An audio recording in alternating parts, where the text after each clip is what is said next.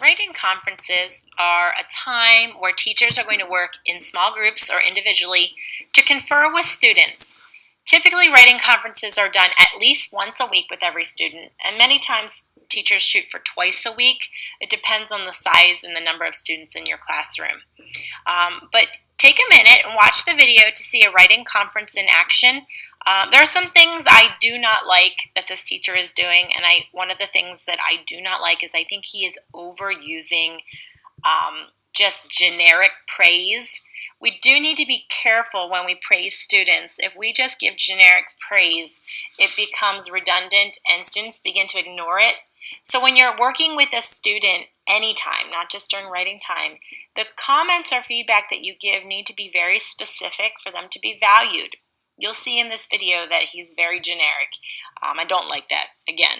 But what he's doing in this conference does really give you a picture of what a writing conference looks like in action. So check it out.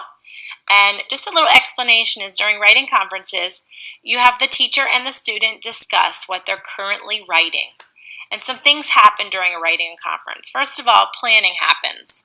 Now, when that child is meeting with you, they may be in a proofreading stage, they may be in a brainstorming stage, they may be in the middle of that sloppy copy, they may be publishing.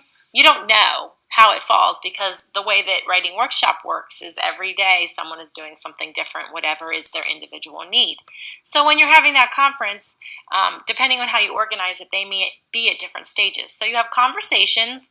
You may need to help them with some planning.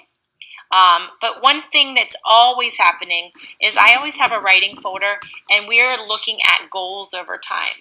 So every time I meet with a student, we look at something they're doing good, and that's where successes are shared. And I give them what I call high fives, and I give them the things that I give them a high five for. What did you do really well? And I jot those down in their writing folder.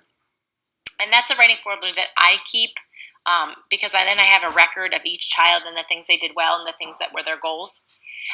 Also, we look at previous goals and we see if they're met. So last time we had a writing conference, you were doing really great things in the area of details, but your organization was a little off. You were mixing up your events. Let's see how you did this time.